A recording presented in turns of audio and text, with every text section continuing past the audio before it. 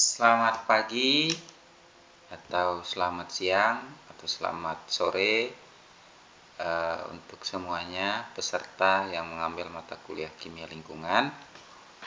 Kembali lagi ketemu dengan saya. Kalau minggu yang lalu kita sudah membahas tentang pendahuluan, yaitu topik pertama pada mata kuliah kimia lingkungan. Kali ini kita di pertemuan kedua ini akan membahas tentang atmosfer ya. Jadi di pertemuan pertama kita sudah menyinggung sedikit tentang apa itu atmosfer ketika kita membahas tentang kompartemen lingkungan. Jadi ilmu lingkungan itu membahas interaksi antar berbagai kompartemen lingkungan. Salah satu kompartemen lingkungan yang kita singgung di minggu pertama kemarin adalah atmosfer. Nah, kali ini kita lebih mendalam dan membahas tentang atmosfer. Jadi, atmosfer itu kalau di pertemuan pertama kita singgung itu adalah lapisan udara yang menyelimuti bumi. Oke, sebelum masuk ke lebih detail ke atmosfer, ada baiknya kita membahas dulu tentang kompetensi apa yang harus atau yang dimiliki setelah mempelajari topik ini. Yang pertama, peserta harus dapat menyebutkan fungsi atmosfer bagi keberlangsungan kehidupan di bumi. Kemudian yang kedua, peserta harus dapat menyebutkan lapisan-lapisan atmosfer. Kemudian yang ketiga itu harus dapat menjelaskan karakteristik masing-masing dari lapisan atmosfer. Oke, selanjutnya ini pengertian atmosfer. Jadi sudah kita singgung bahwa atmosfer itu adalah lapisan udara tipis yang menyelimuti permukaan bumi ya. Lapisan udara tipis yang menyelimuti permukaan bumi. Nah, lapisan ini tersusun atas komponen udara yang berbeda-beda ya, tergantung dari ketinggian lapisan atmosfer yang ada ya. Jadi misalnya ya, contohnya pada lapisan paling bawah atmosfer yaitu troposfer, itu komponen udara yang menyusun itu sekitar 78% itu tersusun atas N2 ya, N2 atau nitrogen. Kemudian sekitar 20% itu adalah oksigen. Kemudian sisanya itu adalah karbon dioksida dan gas-gas kecil lainnya. Ini di lapisan paling bawah ya, lapisan troposfer. Jadi tergantung dari ketinggian lapisan dan juga tergantung dari kondisi udara ya. Jadi komponen udara ini tersusun atas gas-gas yang berbeda-beda komposisinya. Kemudian fungsi atmosfer ya. Jadi atmosfer ini memiliki beberapa fungsi yang dapat melindungi bumi supaya tetap berlangsung. Adapun fungsinya itu yang pertama itu adalah sumber dari gas-gas yang diperlukan untuk kehidupan di bumi. Misalnya apa? Misalnya CO2 ya. CO2 ini kan diperlukan oleh tanaman untuk fotosintesis. Kemudian ada O2 ya. Ada O2. O2 ini untuk respirasi ya. Respirasi atau pernapasan ya. Dan yang lain-lain ya. itu adalah fungsi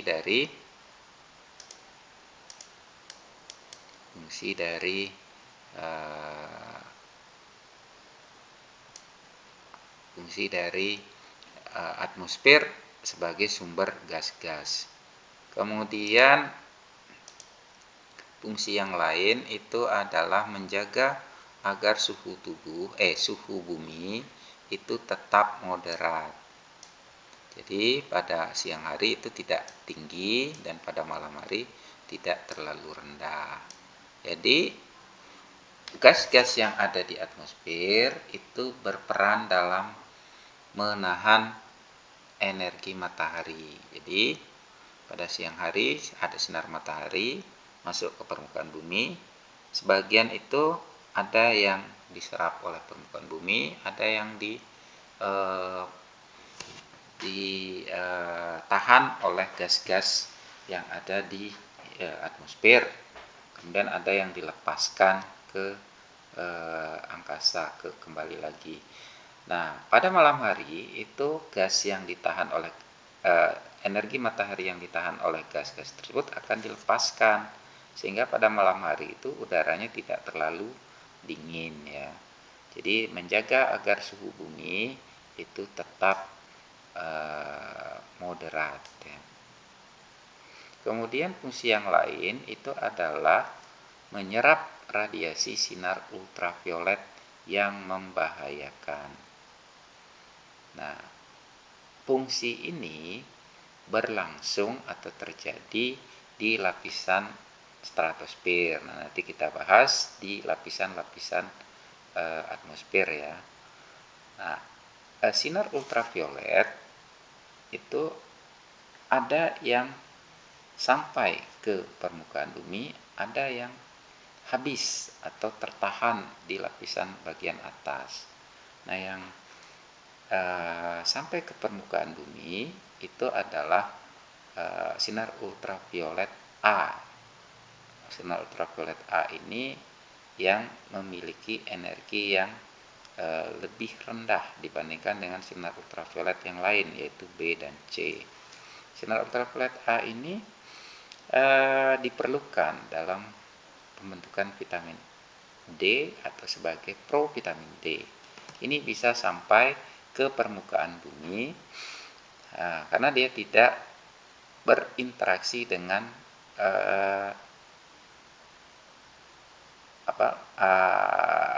lapisan atmosfer ya. Sedangkan ultraviolet C dan sebagian ultraviolet B itu yang memiliki energi yang lebih tinggi itu tidak sampai ke bumi, itu karena habis bereaksi dengan lapisan atmosfer di bagian atas, yaitu nanti kita bahas peran dari ozon ya. Ozon yang bereaksi dengan sinar ultraviolet B dan C. Ozon ini terletak di lapisan stratosfer. Jadi lapisan atmosfer itu dalam hal ini lapisan atmosfer di stratosfer yang terdapat ozon itu melindungi supaya sinar ultraviolet yang berbahaya memiliki energi yang cukup tinggi itu tidak sampai ke bumi. Jadi yang tidak sampai ke bumi itu bereaksi dengan ozon. Oke, kemudian fungsi yang lain itu membawa energi dari ekuatorial.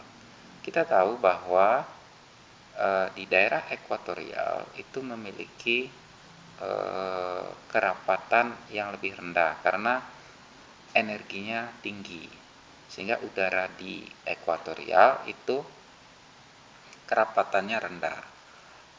Akibatnya apa? Akibatnya udara dari belahan bumi selatan dan belahan bumi utara itu akan menuju ke daerah ekuatorial, ke daerah yang kerapatannya rendah. Kemudian setelah sampai di ekuatorial, kemudian dia akan berbelok dan membawa energi yang tinggi untuk disebarkan ke belahan bumi utara dan belahan bumi selatan. Selain itu, lapisan atmosfer juga berperan dalam proses siklus air atau siklus hidrologi. Jadi air itu akan menguap, uap air akan menuju ke lapisan atmosfer. Terutama di sini yang berperan adalah lapisan atmosfer bagian bawah ya, atau troposfer. Kemudian awan akan mengalami kondensasi dan akan jatuh kembali lagi ke air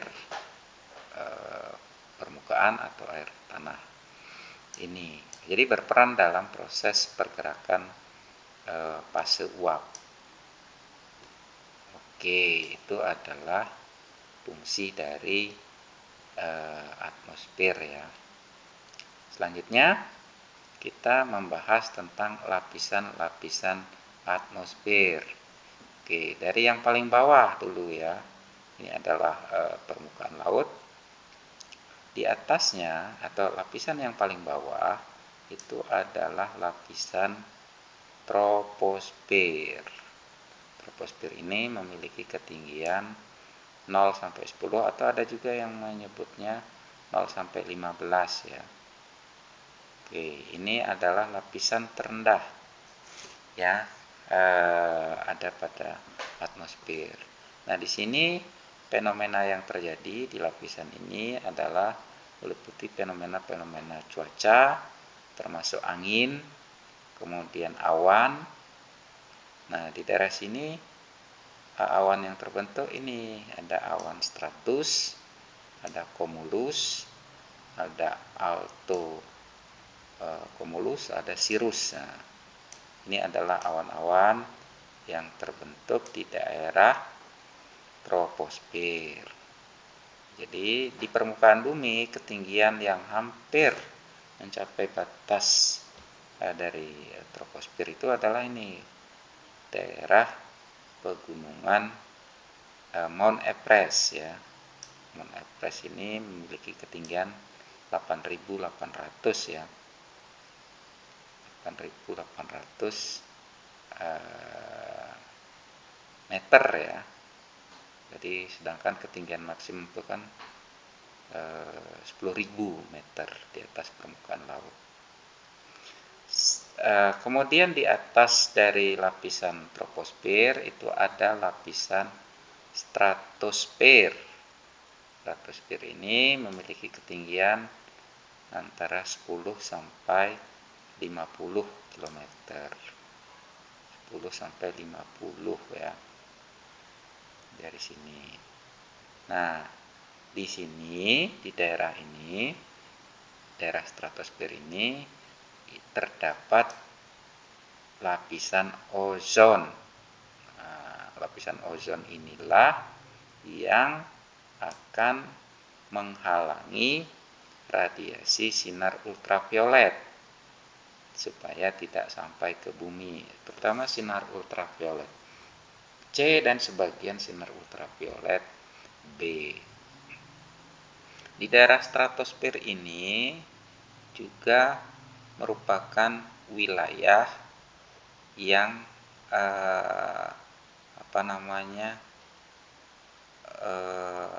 wilayah ketinggian maksimum dari balon ya, balon udara ya. Daerah sini hanya sampai di daerah sini.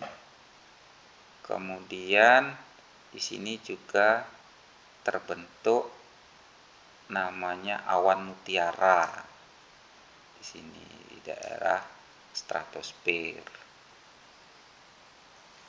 Dan juga daerah yang mampu dilewati oleh pesawat ya. Ini di daerah stratosfer ini. Nah, di antara stratosfer dan troposfer itu ada lapisan pembatas, namanya adalah lapisan tropopause ya, yang ini ya, ini lapisan tropopause. Kemudian di atasnya lapisan stratosfer itu ada lapisan mesosfer, lapisan tengah yang memiliki ketinggian antara sampai 85 km. Nah, di daerah sini, di daerah mesosfer ini terdapat pecahan-pecahan benda ruang angkasa dan meteor ya, karena terbakar di sini. Di daerah sinilah meteor-meteor itu terbakar sehingga tidak sampai ke bumi. Meteor-meteor dan pecahan benda-benda luar angkasa itu akan terbakar di daerah sini. Ini daerah meteor ya, karena habis pergesekan di sini. Kemudian di sini juga sampai roket sampai di sini, di lapisan ini. Selanjutnya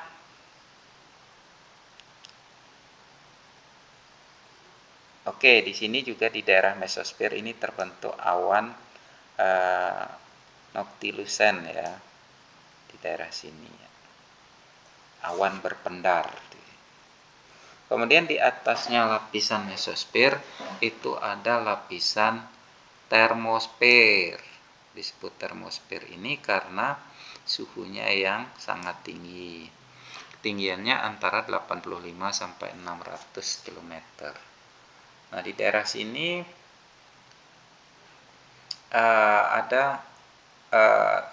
dibangun stasiun ruang angkasa di daerah sini. Kemudian di daerah sini itu karena suhunya tinggi, hampir semua spesies itu berada dalam bentuk terionisasi sehingga disebut dengan ionosfer ini ya. Nah, disinilah gelombang radio itu sampai ya, dipakai untuk memancarkan gelombang radio di daerah ionosfer ini. Di antara lapisan mesosfer dan termosfer itu ada lapisan namanya lapisan mesopause ya. Daerah sini ini ya. Dari sini ini adalah daerah mesopause. Kemudian di atasnya lagi, di atas termosfer itu ada eksosfer. Eksosfer ini lapisan terluar ya, lapisan terluar yang memiliki ketinggian antara 600 sampai 10.000 km. Di daerah sini dikatakan akhir dari gravitasi bumi. Di mana gravitasi bumi ini terlalu kecil untuk menjaga partikel gas supaya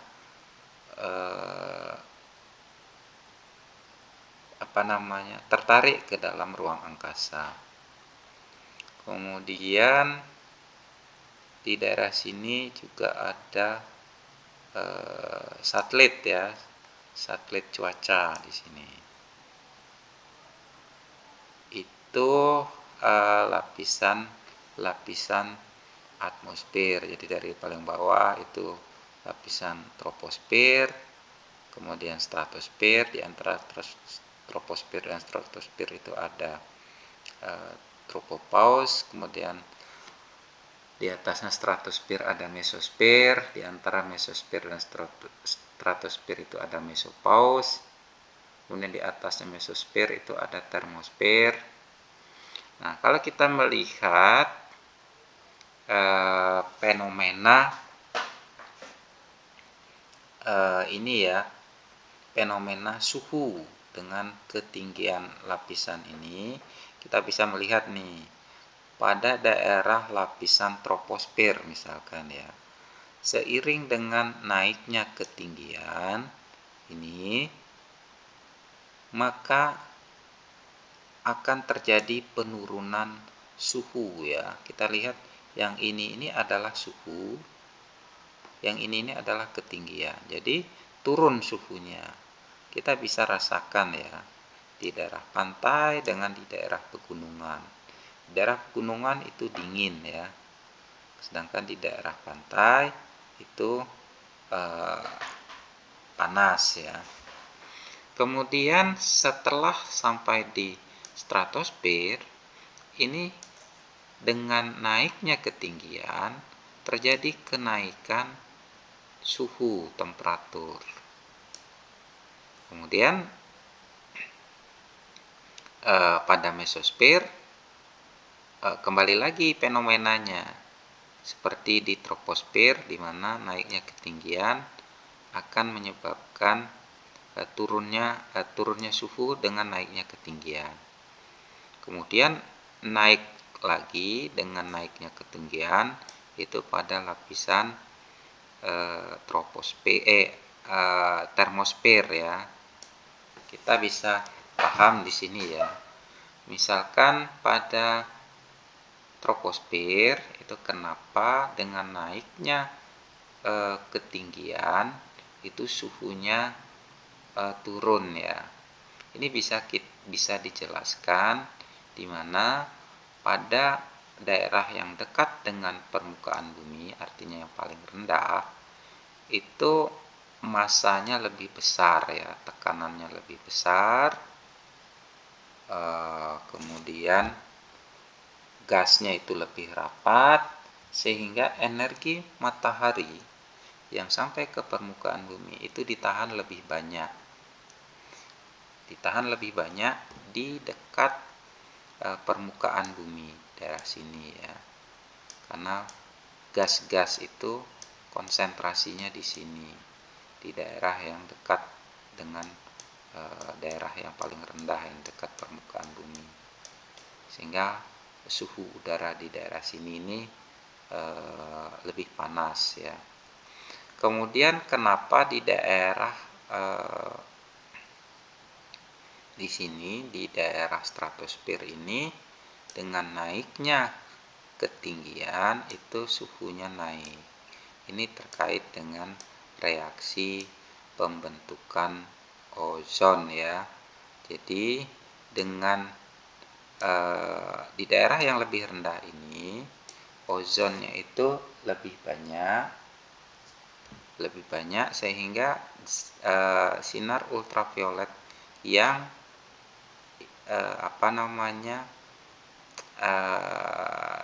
sedikit yang sampai ke bagian ke bawah ini.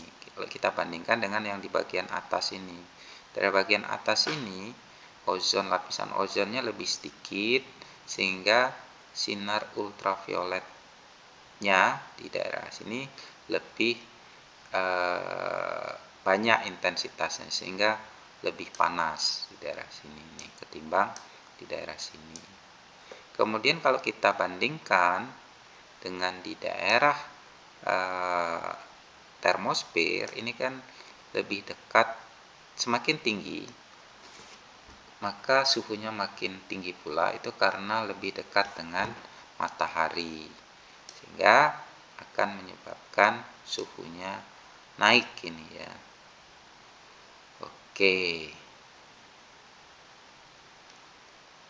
Oke, mungkin itu saja yang bisa kita bahas untuk pertemuan kali ini. Bisa kita simpulkan bahwa atmosfer itu lapisan udara yang menyelimuti bumi memiliki berbagai macam fungsi ya. Fungsi utamanya itu adalah melindungi bumi dari energi sinar matahari, kemudian dari tumbukan dengan benda-benda luar angkasa, kemudian sumber gas-gas yang kita perlukan, kemudian juga menjaga bumi supaya udaranya atau suhunya tetap moderat, kemudian juga berperan dalam mendistribusikan suhu yang ada di daerah ekuatorial. Kemudian ada beberapa lapisan atmosfer, dari yang paling bawah sampai yang paling atas. Paling bawah namanya troposfer, kemudian di atasnya ada stratosfer. Stratosfer ini tempat lapisan ozon yang berperan dalam melindungi bumi dari sinar ultraviolet. kemudian di atasnya stratosfer ada mesosfer, di atas mesosfer ada termosfer, kemudian di atas termosfer ada eksosfer. Itu yang bisa kita bahas untuk pertemuan kali ini. Untuk pertemuan selanjutnya kita akan membahas tentang efek rumah kaca dan lubang ozon. Sampai di sini, kita ketemu minggu depan, dan salam sehat untuk kita semua.